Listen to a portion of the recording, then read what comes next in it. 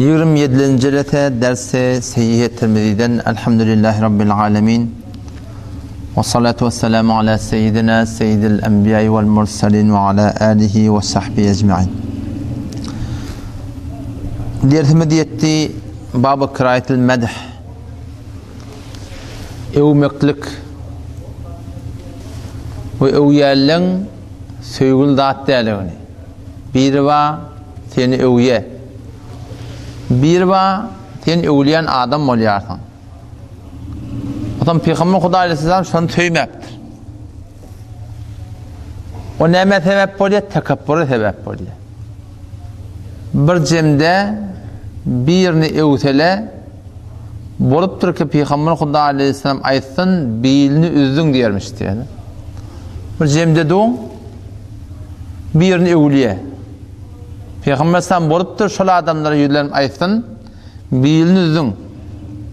Neme deyip içinden nefs daşından şeytan seni şeyleye koyan kaldırıyor. Ödüne ulakon koko diye. Babu kıraatil medha vel meddahin. Övmekliğin ve övyellerin marahim bir söygül zatlarının hakkında. حدثنا بندار حدثنا عبد الرحمن بن مهدي حدثنا سفيان عن حبيب بن أبي ثابت عن مجاهد عن أبي معمر قال قام رجل فأثنى على أمير من الأمراء. Ravi rivayet ettiği bir turuptuya bir cemde bir başlıklan birini, emirlen birini seni bağışlar botun, şehrdar botun. Bir cemde turup birini övmene duruptur. فَجَعَدَ الْمِقْدَادِ بْنِ الْأَسْوَدِ Hazreti Miqdad bin Esved radıyallahu anhu yakin şu adamı övüp duran adamı görüp yahtu fi veciyet turab kumal akınım yakin yüzüne tepmeye durdu diye. Koy dedin. Övmedi, birinin cemde övmedi vakti diye. Yahtu fi veciyet turab ve kâle emarana Resulullah sallallahu aleyhi ve sellem en nahtu fi vucuhil meddahinet turab. Ona aytti diye Peygamber sallallahu aleyhi ve sellem aytti ki biz övyen adamların yüzüne kum koymalı vakti diye Peygamberimiz.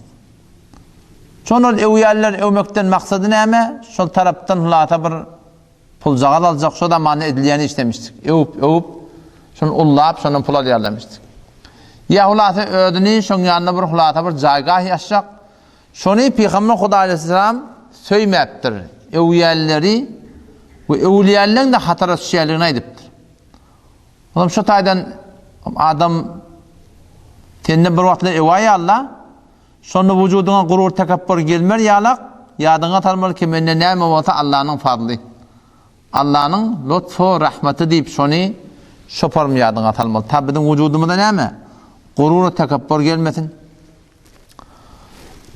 Tonqı babu ma ca fi sohbetil mu'min bilen yoldaş olmakın hakkında. Önkü derslerimizde geçti ki mu'min bilen musulmanın bir farkı var.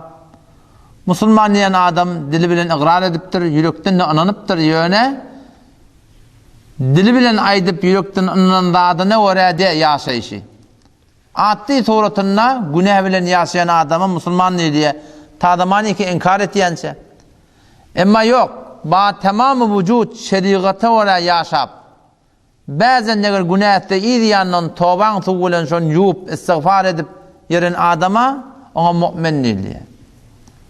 O zaman asıl şol Allah Teala'nın mededi, nusrati, muhabbeti, tevfikatı Müslümançılıkta tapılmasın.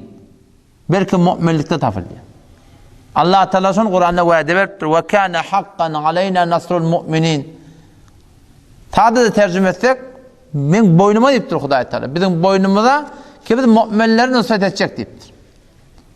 İnna lenansuru rusulana vellezine amenu fil hayatid dunya ve yevme yekumul eşhad. İnna lenansuru rusulana Allah Teala etiyebişek biz katten nusret edecek kimi? Rusulana peygamberlerimizi vellezine amenu iman getiren adamları fil hayatid dunya zindagi dünyada nusret edecek. Ve yevme yekumul eşhad kıyamet gününe nusret edecek deyiptir. Yani bağın biz eğer mümin olabilsek zindagi ferdiğinde hanavadagi taydan bir içtimai öz hareket hay dininde bir eğer mümin olsak Allah vaad ediptir. Men neptir, neme çek deyiptir? nusret edecek deyipdir. Ama asıl mümin olmakla. Allahu veliyyullezine amenu vallahu veliyyul mu'minin. Allah müminlerin serperesti diye. Öyle serperesti edecekten işini, sen kömek tapacaktan haftar tapacaktan daşça öğrenden. Mümin olsan bu şartıyk. Yani eğer şey bizde bolsa Hudaý Taalaň medet nusreti her wagtda mana görünüp duracak. Adam şu taýda mümin bolmak şert. Peygamberimiz şonu aýdypdyr, la yu'minu ahadukum, hiç biriňiz mümin bolmarsaňyz, mümin bolmaly diýip Peygamberimiz oturan sahabalar var onu kelime aýdypdyrlar. Biziňki düşünmänini aýtmapdyr, düşünme aýtdyrylar. Uğurlupdyrlar, yenjipdyrlar, harlamdyrlar. Bir defa uğursalar kep burýarlar. Edafadat ýok bu-da. Olary kılıçlap vurtdyrlar, ok bilen vurtdyrlar. Hanjar bilen vurtdyrlar, neýde bilen mellepdirler. Bir defa kep burýarlar birlere. Şol horlanan adamlara Peygamber näme diýär? La yu'minu ahadukum. Hiç biriňiz mümin bolmarsaňyz diýär. Näme diýär Rasul? Näme diýär? Hatta yakuna hawahu ta zamanika khahishati tab'an lima ji'tu bi. Şimdi geten şeriatyma tabu bolmady. Khahishat bar bizde. Yatadyň gelýär, ýediň gelýär, geýediň gelýär, gedetiň gelýär, awdallanyň gelýär. Alatyň gelýär. Şulan hemmeti khahishat hay nefsanimiz şeriata mutabık bolacak mümin. وثم هذا راوي روايته حدثنا سويد بن النصر حدثنا عبد الله بن المبارك عن حيوة بن شريح حدثنا سالم بن غيلان أن الوليد بن قيسل تجيبي أخبره أنه سمع أبا سعيد الخدري رضي الله عنه قال سالم أو عن أبي الهيثم عن أبي سعيد رضي الله عنه راوي روايته أبي سعيد رضي الله عنه أنه سمع رسول الله صلى الله عليه وسلم في يوم سمع قائد لا تصاحب إلا مؤمنا ولا يأكل طعامك إلا تقي لا تصاحب yoldaş bolma meger mümin bilen. Bir adamı ki zahir batyny şeriata wara bolsun. Şo bilen yoldaş bol dipdir. Bunu yoldaşlyk badetine haqqy şo oturmak turmaklyň manaky. Tem mümin bilen mümin dipdir. Hazrat Umar näme dipdir bilýän? Bir kim aýtdylar gaty kep ýöne. Ağır kep bir modal. Zahirni şeriata wara etmedik adam mı anlam etmediktir. Ağır kep de şeydem. Zahiri öz zindagisi var. Mehremden, namehremden, girimden, çıkımdan. Zahirni şeriata wara etmedik adama anlam etmediktir. Näme diýip? Şo nefsine bürülmän o şeýle. Gawa adam gurrun ýok. Hoş ahlak, hoş berhort. Emma heniç nefsine tabi yerleri var. O nefsine tabi ol gidivermeli. Hayti bir yerde teni iyide koysa koyamali. Oğum şu tayin la tusahib illa mu'minen ve la ye'kul ta'amaka imetin ten ta'amını illa taqiyyun. Meger bir muttaqi adam. Ta'amını bir muttaqi adam yeteniptir. Ta'amın muttaqi adam yetendiği näme? Yani ten çağırmalı bolsaň Hudaýdan gorkýarlar çağır diýip aýtdy. Bu da ki kafdan inni Kur'an'da geliyor ve yut'imuna ta'ama ala hubbihi miskina ve yetima ve asira. İdriyerler öylene gerek bola yetime de idiriyerler, miskine de idiriyerler, esire de idiriyerler. Esire ki kafir kiminni. On bu tada sen ta'amın meger imetime muttaqi adam diýdiginden yani sen çağırma, meger çağırmalar bolan Hudaýdan gorkýan çağır diýip aýtdy. Ýok hem sen nefes sadakany kafire de bersen bolýar. Onda bir müşkül ýok yani. Hobbada bu gurrun ondan sonra babım fi sabr. Sabr etmekden hakkında. O musulmana kıyınçılıkları geliyor, narahatları geliyor. Şununla Peygamber Hudaý Aleyhisselam düşündürüptür. Şu narahatların veciheti näme? Haddetena Kutaybetu, haddetena Leytu an Yazid ibn Abi Habibin an Sa'd ibn Senane an Enes radıyallahu anhu قال رسول الله صلى الله عليه وسلم إذا أراد الله بعبده الخير. Vakti ki Peygamber Aleyhisselam ayetiye. Peygamber Aleyhisselam ayetiye vakti ki Allah Teala bir birine irade hayır etse ne der diye accele lehu el-ukubete fid dunya. Şon o dünyada çekmeli azabını şu dünyada şona çektirer deyiptir. Naratıyla bilen, perişaniyle bilen, meriçirkle bilen, şüpürmatla bilen. Eğer Allah irade hayır etse şu dünyada musibetlere giriftar edecek. Hak Türkmen ediptir, näme de Türkmenler? Kim edip biliyor şonu? Qawwaran ben näme? Dert bereniptir diye Türkmenler şahidis şu. İza aradallahu bi'abdihi el-hayra accele lehu el-ukubete fid dunya. Vakti Allah ta bir-birine irade hayırı olacak qawwar yaşını. Gözünün içinde adı yok. Yani günahkar, günahti arada. Ama şu näme diye şol zatla bilen meliçirkle bilen, narahatıyla bilen, perişaniyle bilen şon günahının dökülmekine sebep oluyor. Ve bir de şon malağın tövbe etmekine sebep oluyor. Ama yok ve izâ arâde bi abdihi eşşer. Vakti Huday Teala bir adama şer irade etti. Söylenak gözünden çıkıptır. Emseke anhu bidenbihi. Şon günahını tutanak şon diye kanun kullan tertine. Bizim kanunlamızın tertine o. Bizim kanunlamızda biz bir diyemiz etmese biz deri kakavalıyatı dündürecekler özgene. Ama Huday Teala doğru kanunu bizimkin tertine. Söylese dert veriyor, söylemese ne mi? Zat değil mi ya? Hatta yuvafi bihi yevmel kıyamet. Ta ki kıyamet günü şu eden günahkarçılığının cezasını, azabını kamil verecek diye. O zaman şu daydan şu narahatlilik ara düşüyor.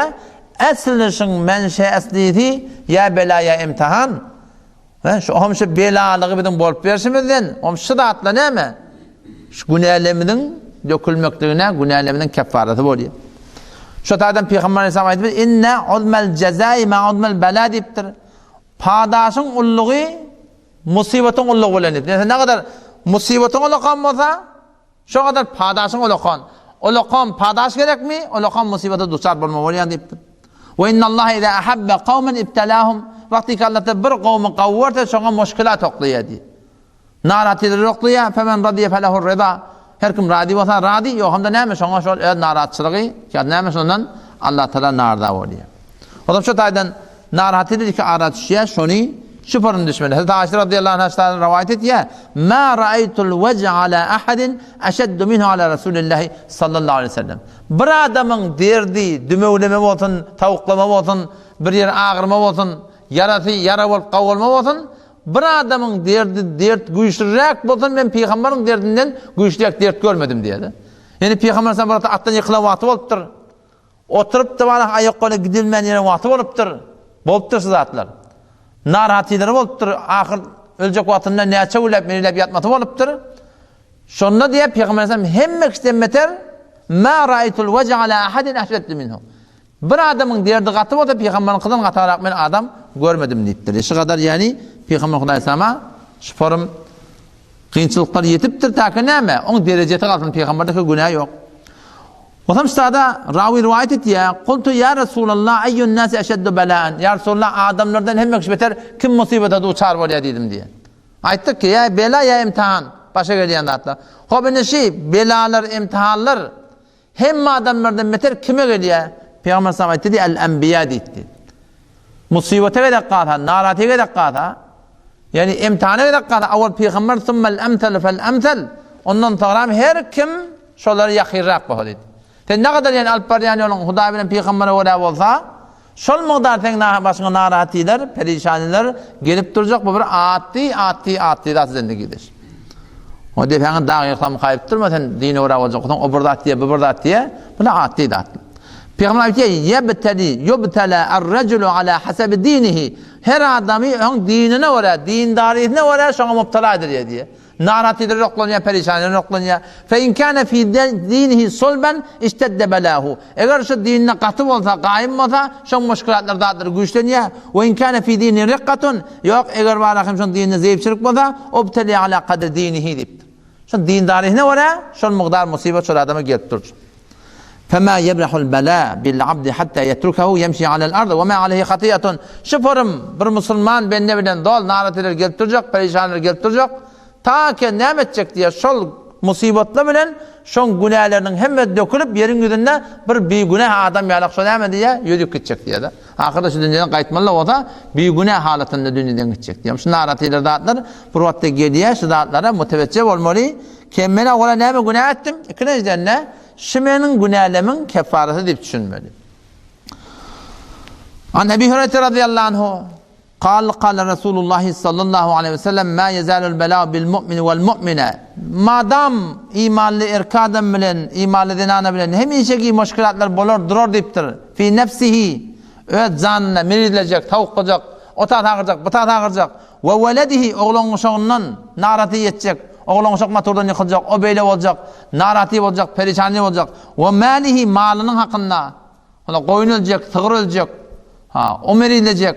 On biri oğurlayacak. Şüpherim müşkilatlar bolup duracak. Hatta yelkallaha ve ma aleyhi hatiyatun. Ta ki şüpherim dünyadan gider ve onun hiçbir günahı kalmaz. O zaman şu taydan inşallah Teala müşkilatları öz günahlarımızın kefareti düşünmeli. Günahlarımızın kefareti düşünmeli. Oşa müşkilat gelenine fikretmeli. Nereden gurrun geliyor? Nerede var? Bir yerde bir noktaya siyah oluyor da zendigilerde. Ya, Huday Tebarek ve Teala şun bide müteveccih edecek olup şu müşkilatları okluyor. Şolardan ma inşallah dert almaklık gerek. Şu tefekkür Kur'an'ı da şu Kur'an bize şunu öğretir. Başına müşkilat geliyor. Ya bela ya imtihan. Gözünü etsebom şans. Çobanın tayağı, gelinin ayağı, aydan, günden, yıldızdan, falanın ayağından, payanı bilmeyen tayağından, falanın eli ağırmıştık, falanın ayağı yenilmiştik. Ulan hemmeti hurafatçılığın. Bes iki tane gözüne var. Ya bela ya imtihan. İmtihan belalığını ne bilecektin? Öğret hakkında ne bilecektin belalığını, imtihanlığını? Ha ola içinde burada kepliği yaşıyor. Başına bir bela geliyor desen, içinden burada diye şundan şey mi olur diye. Hangi ayıtıyarlar içinden. Eğer şunu bilsen sonra. Burada varak kurmalı idini. Varak kurmalı nereden şey? Onu şun tapmalı, şun cobran etmeli. Bela olsa perişan et diye burada. Serasim et diye. Heyva edidir ya sana. Yani burada çarşırıya etin bela olsa. Emma imtihan olsa sen yürüyen giyin et diyendirle, sabit kadam duruyandırsın, arkayım oluyandırsın. Bela olsa, başka imtihan olsa, bela olsa perişanlar kem oluyor. Allah temizden tevfik versin. Vesselamu aleyküm ve rahmetullahi ve berekatuhu.